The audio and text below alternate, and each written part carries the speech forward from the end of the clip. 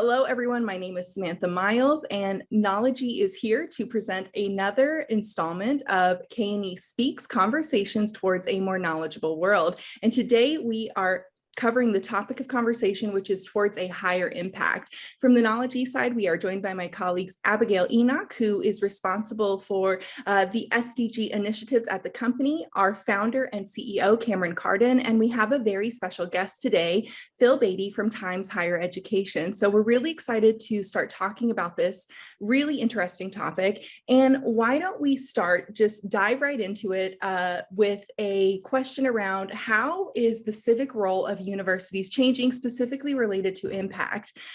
So what do you think, guys? Phil, would you like to start off the conversation? Yeah, thank you, Samantha. I think we are seeing a real moment in global higher education. I think there was a comment that was made in an interview with Times Higher Education by Fernando Ramirez, who is a Harvard professor who was involved in the UNESCO Futures of Education Commission. And he said that universities are facing a reckoning. And this is a reckoning, a moment when they're challenged on their social relevance. What good do they do for the public? And, you've seen this challenge, question politicians, populist politicians saying, what are these universities for? Are they relevant to our society? Are they relevant to our lives? And there's this moment of truth where, of course, universities are unbelievably impactful. The things they do for society, from educating people for jobs right through to, helping us tackle climate change. Clearly, the pandemic has shown they're incredibly important in developing the resources and the expertise to deliver vaccines, for example. So their impact is amazing, but I think there's a lack of appreciation of that sometimes. So this reckoning is coming, and I think it does mean universities are starting to pivot more overtly to saying, we want to show our impact more, we want to demonstrate our impact more. And certainly surveys Times Higher Education does. We've got university leaders annual survey. They have said the sustainable development goals in particular are becoming more important in their research strategies, more important in their institutional strategies. So I think we're actually facing a really exciting change in favor of the civic university, the university much more conscious of its social duty, its social responsibility, and its public good. Yeah, I just want to add that in one of our previous Knology Speaks, the conversation was about the future of universities and the future of higher education. So this really circles back to what Phil mentioned earlier, and really emphasizing the importance of the role that universities play, not just in their immediate sort of cities or locations, but on a wider countrywide and a global scale. And given their importance and their role in really educating the workforce of the future, and really the whole process of education where students start through that process until they graduate, like embedding and having a mission-driven sort of outcome for these universities, it's very important, and it really trickles down from the mission down to faculty, research priorities, social priorities, their social impact, all the way down to students. So definitely there's an important role to play. And given the sort of global importance for these goals, we can see that this is more it's spoken more widely across various events and discussions with higher education that we have. So definitely we see this shift in, for some, this has always been there. Many universities that have been mission driven, and their research has really been paramount to contributing to a better future for really mankind. But the emphasis is becoming more and more important, and the lessons that we're learning from the pandemic, what's happening on the geopolitical scale across the world, that there's never a need for a more important mission-driven entities to support this. Yeah, absolutely. So I think that's great. Both of you have brought up really excellent points around the importance and the impact. So we definitely know that this is that universities need to focus on the Sustainable Development Goals. And obviously college students are going to be the workforce of tomorrow, Phil, as you had mentioned. And so my question for us now is, what makes higher education students so well equipped to address issues related to sustainability? What makes them unique or well equipped to do this? If I could jump in, I would say probably the most important characteristic of a university student is questioning received wisdom, kicking back against the status quo. The typical, the stereotype of the sort of woke social justice warrior is actually something that we need right now. We need to really examine very carefully the opportunities that people have to progress in life, tackle inequalities that are rife across the world and have been really highlighted by the pandemic. We need new paradigms of thinking, different ways of behaving as individuals, different ways of framing a lot of our activity in terms of consumption, waste, behavior that badly impacts the climate. So I think students are very well placed. If they're being taught well, they're being taught to challenge, question, rebel to some extent in a healthy way, but to think outside the box, to use a cliche. And I think that's where universities are wonderful melting pots of individuals who are being taught to question and challenge. And I think that's what we need to do. We need to question and challenge the norms and the status quo that are causing us to face such really serious existential problems that the SDGs are trying to tackle. Yeah, absolutely. For me, I echo what Phil mentioned. Given the number of us individuals that go through the university funnel, and given that impact that we have through that process on the rest of our lives, students can play an important role. I would also expand this to not just academia, but also down to schools. So it really starts at a younger age, and definitely with these messages being embedded into, for example, projects or talks within schools that are really preparing the next generation for the awareness in terms of the environment, climate change. We see with kids in school nowadays, a lot of their projects are around these topics. You see a lot of STEM projects with where kids are challenged to come back with answers to, for example, the water scarcity or climate change or all these different problems. It's the same with higher education. So I think not just higher education, in general, the whole education system plays a vital, very, very, very important role in this mission. So of course, when it comes to a university side, the challenges are deeper, the challenges are more complicated, the understanding can be more deeper. So definitely students play a vital role in this journey. I think something that I would add as well is that a university is an environment where students are coming from, often from very different backgrounds, from other parts of the country or even other countries. They're coming together with different perspectives and experiences. So I think it's also a great opportunity for at that stage in life to be interacting with those other experiences and ideas, and that interaction can then help to promote some of those new ways of thinking or people learning about how approaches are done with other cultures or in other countries. And so it's also like having that melting pot within a university also helps to foster some of those initiatives and ideas. Yeah. Abigail, I think that's a really, I hadn't thought of that, and you're absolutely right. Like, I think that's a really great point. And it's also, at least personally, I feel like when you're kind of at that point in your life, your early 20s, you are more open, you're still kind of figuring out who you are as a person, and having that exposure to other young people who are in that environment is kind of like a catalyst for change. And Abigail, I think those points really lead nicely into my next question, which is, when you think about all of the goals, do we feel like there are either one or maybe a handful or a few goals that universities are particularly well equipped to address? Or, like if we think about the specificity of the goals, one that they're particularly equipped to address, or one that might be more important for universities to pay attention to, any ideas around that? I can start. So in my view, when it comes to the goals, because we've looked at the goals and we've looked at our activities at the company as well.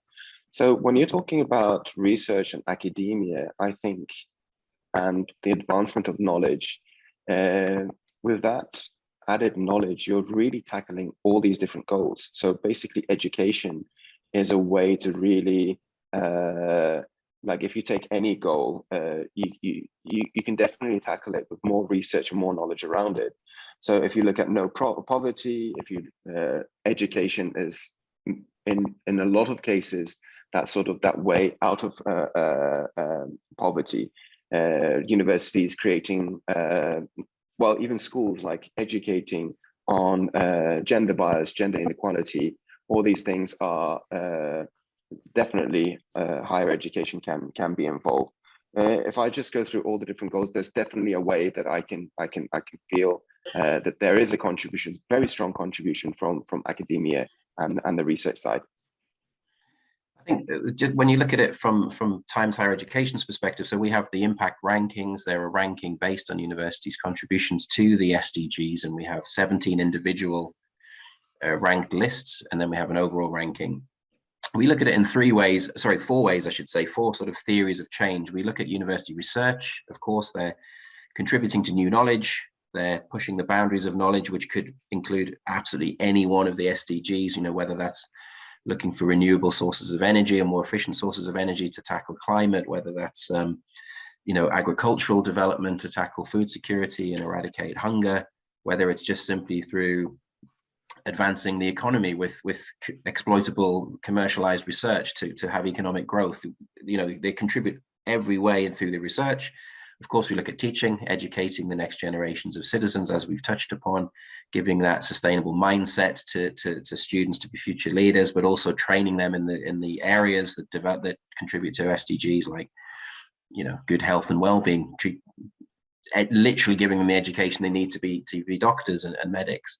We also look at stewardship. So we look at how universities manage their own campuses, how they consume on their own campuses, their renewables in terms of recycling, and the way they consume food in their cafes, the way they spend and use energy, etc., but also the way they look after their people. Equalities, gender equality in particular, reduced inequalities, both two different goals. Universities have a responsibility to looking after their own people, to support equality, social mobility. And the final bit we look at is outreach, which is interactions with businesses and governments and charities. So you can see this incredibly complex, interrelated ways, a multitude of ways that universities do impact the SDGs. On the research side, that's where you will find perhaps universities actually focusing in. So, for example, we have examples from University of Auckland in New Zealand, who has a particular focus on, life underwater. And that's based on the geography they're in. They've got research excellence, in that sort of Pacific area. In the Pacific Islands, for example, they look at indigenous cultures and communities where they have a very clear social, local role. You might find universities in the sub-Saharan Africa or in the Middle Eastern deserts with a very strong focus on water and sanitation, for example. So we see real peaks and troughs of diversity in terms of the research mission, but there are so many of the core SDGs that universities are contributing to across their entire range of activities, I'd say. The most popular ones they submit to in our rankings are 1,500 universities from 110 countries have submitted to our rankings, which are a voluntary data sharing activity. The single most important SDG they submit to is, perhaps guess, education, quality education, number 4. That's not just quality higher ed, that's quality primary and secondary education. And the second most popular is health, good health and well-being, which I think has absolutely been proven through the pandemic that they are providing the medics, providing the cures and treatments, and providing the vaccines that have really helped us through the pandemic. So a wonderful diversity of ways they actually contribute. I think that also really emphasizes, because one of the sort of main points of the SDGs is the fact that they are so complex and interrelated, and through solving, through working on one area, you have to really have multifaceted, multidisciplinary approaches that bring together people from all sorts of disciplines. So the fact that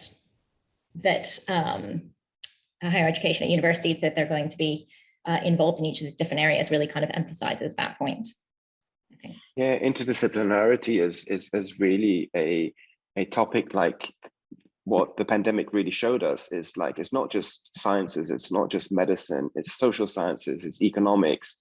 You've got all different aspects of sciences and soft sciences involved in tackling such a challenge.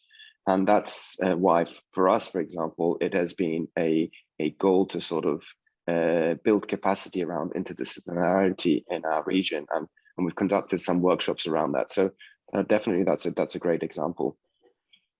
Yeah, and I think that's what's really fascinating, Kamran, is that you start to see universities almost clustering their research around the problems, not the departments. So the departments become less and less relevant.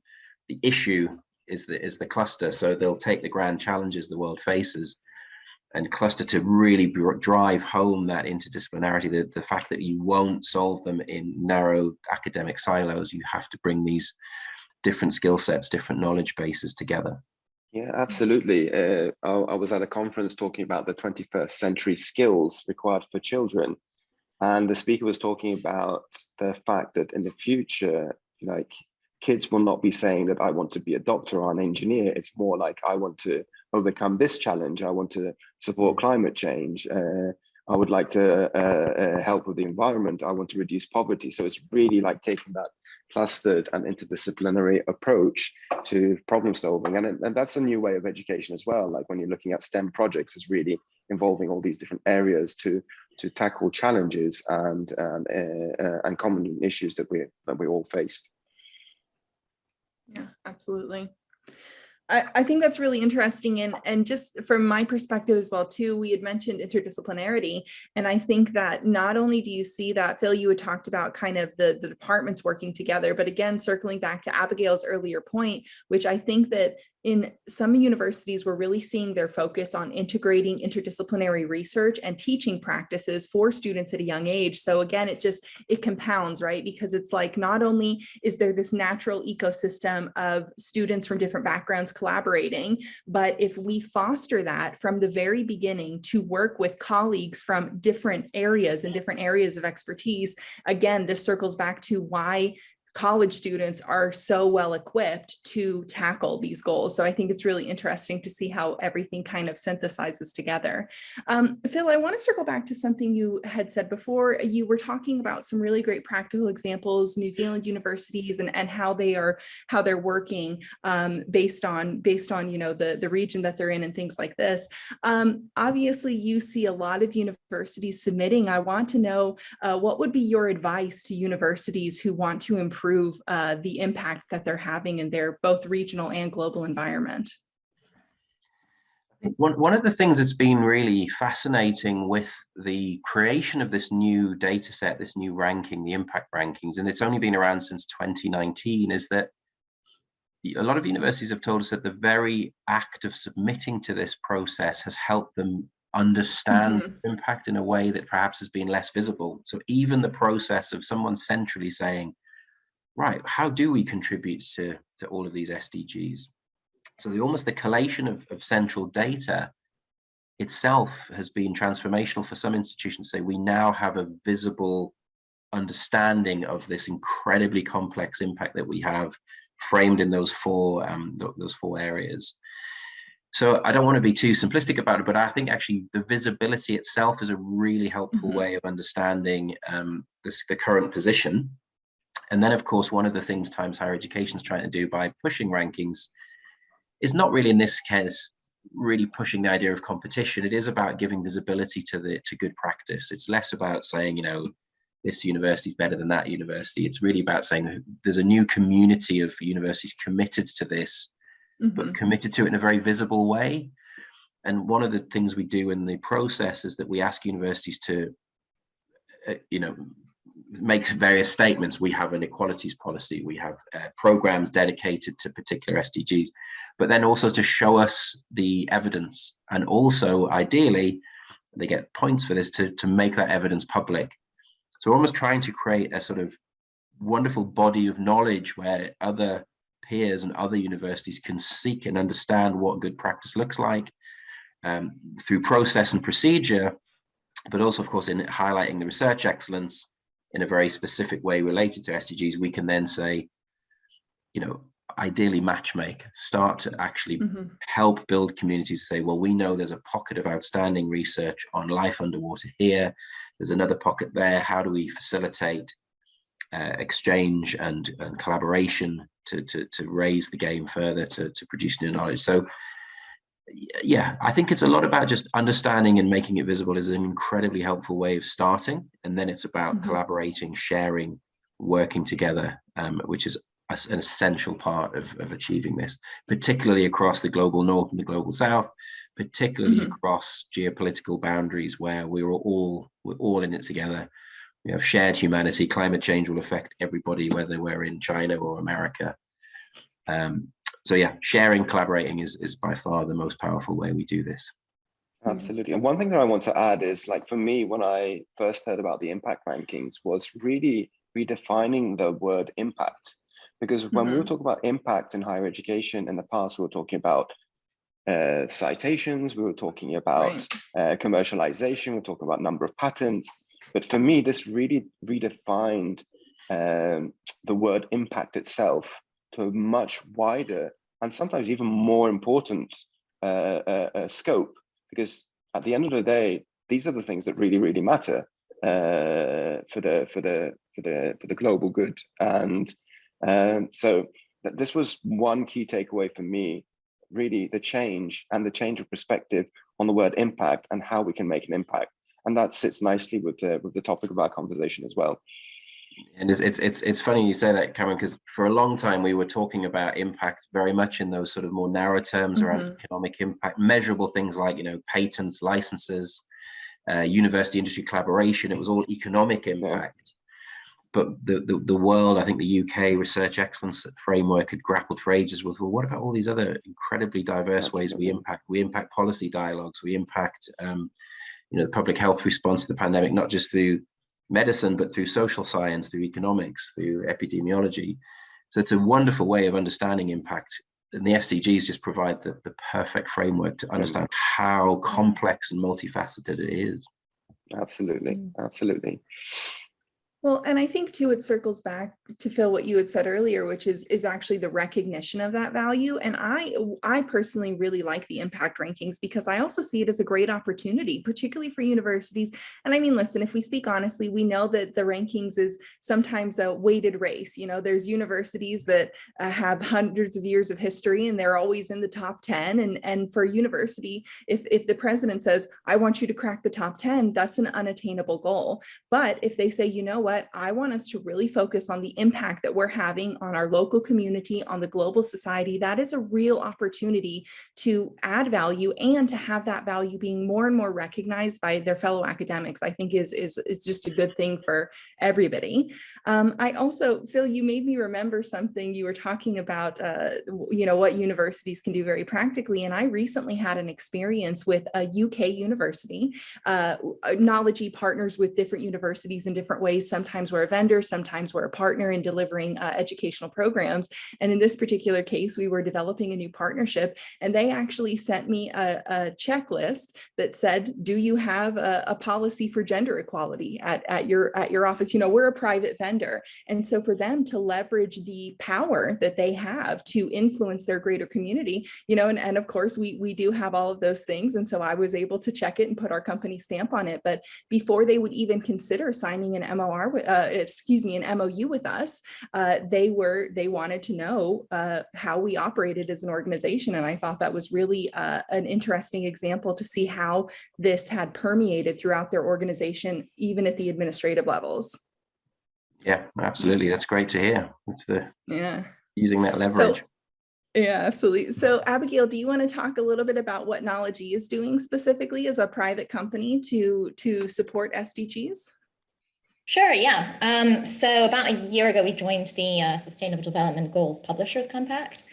So as part of that, basically we've been, there are various different ways in which we are trying to work towards helping to support the SDGs. So for example, we support researchers in emerging economies to disseminate their research and also provide broad access to research that people can use to help tackle the SDGs. So by publishing articles on topics like potential new treatments for diseases or conditions that particularly affect people in low and middle income countries, or about environmental health or alternative energy, that sort of thing. And then we also in particular support increased access to this sort of information for people in low and middle income countries and emerging economies by specifically publishing open access and by providing the Zendi service.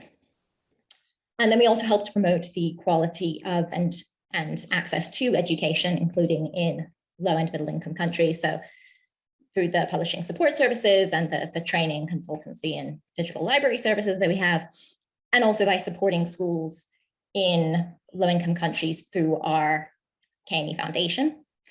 And then we're also aiming to more actively communicate about the SDG agenda with our clients. So for example, aiming to provide our conference organizers with tips on how they could be more environmentally friendly, working in partnership with other SDG Publisher Compact members, and then just within our team itself as well. So by promoting diversity within the team, we're helping to work towards goals that are related to reducing inequalities. And by doing environmentally friendly things around the office, we're promoting environmental sustainability. So basically, kind of as we were discussing earlier, just basically thinking of all sorts of different ways across the different SDGs, interlinking ways, branching across, multifaceted ways to work towards each of these different areas in any of the kind of ways that we're able to internally, externally, working in partnership, that sort of thing. Great. So Abigail, you mentioned the word conferences, and that sparked my mind. We have a couple of big events coming up, right? If I'm not mistaken, there is the Innovation and Impact Summit, which is just around the corner in Stockholm in April. And then after that, later in the year, COP27 is actually happening in this region, in Cairo in Egypt, if I'm not mistaken. So why don't we talk a little bit about that? Phil, do you want to tell us about what opportunities the event in Stockholm has for global leaders within higher education? Yeah, sure. It's one of our flagship annual summits, the Innovation and Impact Summit. It is the place where we launch the impact ranking. So the 22 edition will be released actually in Stockholm City Hall, which is the place where they dish out the Nobel Prizes. So I'm very excited to be in such a prestigious setting. So we'll announce the rankings there. And of course, one of the big opportunities is we dig into the data in great depth. We have masterclass sessions, and we have really interesting sessions about what it all means, what we can learn from it, what's happening in the world, how the sort of spread of impact is. We identify good practice, but way beyond just the data, it's a place for senior leaders to get together and meet. And again, I talked about the importance of sharing. It's all about a global community of higher education leaders coming together with shared goals and to really look at practical ways of implementing change. The theme really is around how do we create a stronger environment for innovation to take place? So universities, we have some metropolitan leaders as well, city mayors, and we have some government representatives coming together, looking at that sort of triple helix effect of universities, industry, government.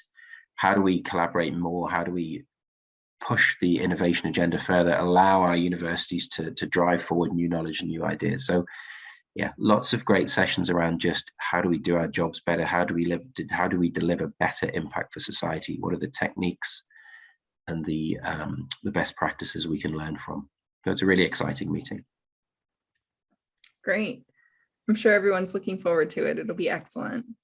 And then what do we think now? So if we shift over to COP27, which is happening in Egypt this year, what do you think about that? Do you think that by choosing this location that we will see more in the region, the ideas will permeate more? Or do you think we'll see an increase? What do you think that the event happening in the region will have in terms of impact?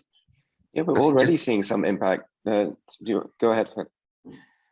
Well, I was just simply going to say very quickly, and I'll let you come in, obviously, Kamran. One of the things that's really exciting for me about Egypt is that we have seen a really, really dramatic improvement in Egypt's research capacity. So in the traditional world university rankings, which does look at traditional scholarly impact and citation impact, Egypt is one of the fastest improving nations in the world.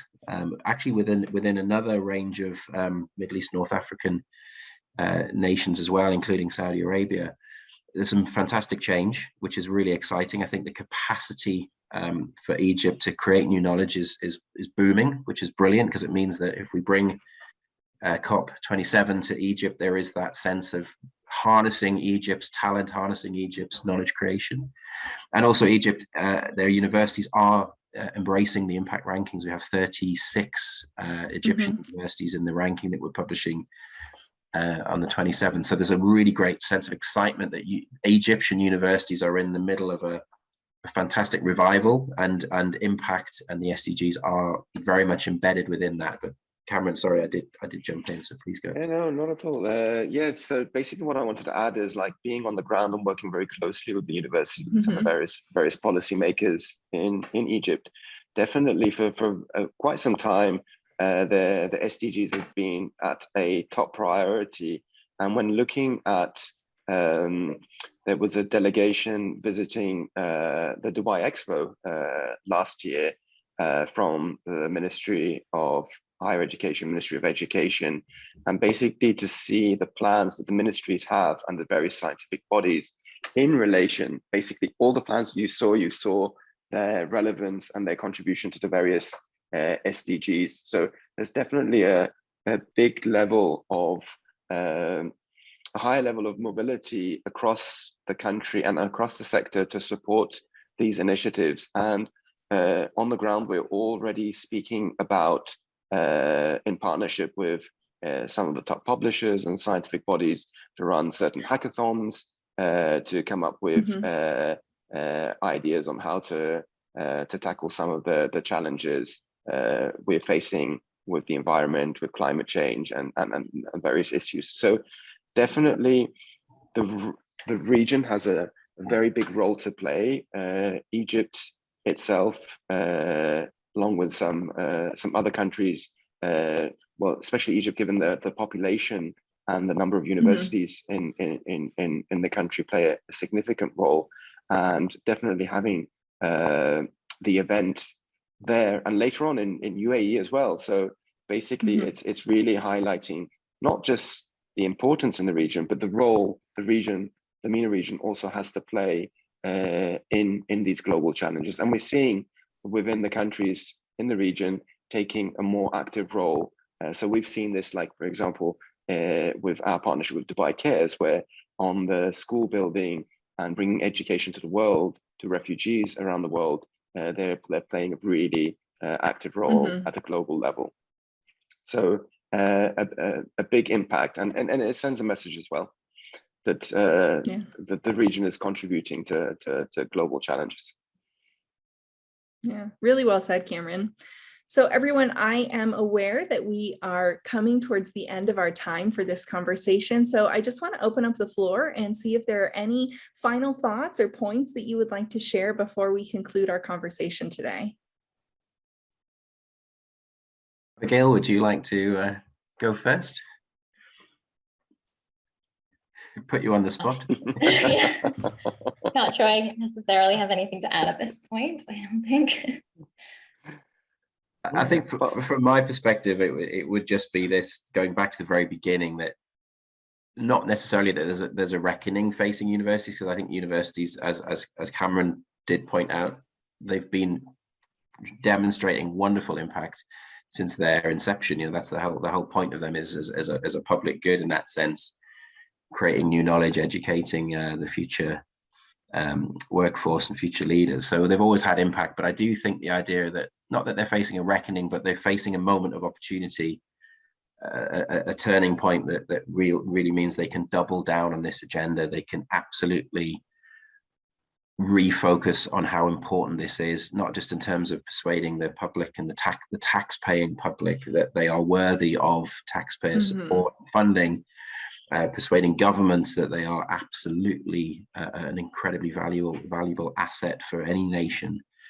It's just this opportunity to harness the amazing talent and the multifaceted ways universities can help harness it and double down on it and really push on this vital agenda, which we have to be really frank about, is not abstract in any way. We are facing extremely worrying consequences of not addressing the SDGs, not least climate change. So a really important moment. Yeah, I just want to add the importance of being mission driven, not just across higher education. It comes down to companies as well. Last week at the London Book Fair, the editor-in-chief of Lancet was talking about the SDGs and the Sustainable Development Goals. And given the various crises that the world has been facing, he used the world of survivability rather than sustainability. So basically, the challenges are real. They're real problems across the world, and it doesn't take just a government or a university to come forward to tackle these. It's on all of us, and that's why it's very important for, like, as a business, it's really important to me to be mission driven. And once you're mission driven and you've got that those higher goals as a priority, all the other things they come together. So it's really important to be able to make a contribution towards these goals on a global level. And all of us, we have a duty and a role to play. And but by having it as a mission, by having it as at the forefront of what we do, does make that change. As Phil mentioned, one of the biggest impacts of the impact ranking is basically by submitting the data, you're really reviewing all these different, that was a very interesting takeaway for me, that just by having that framework, you're really having a checklist to go through your organization and see, what else can I change? What can I make better? So so with that approach, we can definitely make a difference, no matter how large or how small. You mentioned that even smaller universities, they can make a difference, and they can make their way higher on the impact ranking. So it's not about size, it's about having a clear mission and having the will and the ways to follow it through and to try and implement it. Yeah.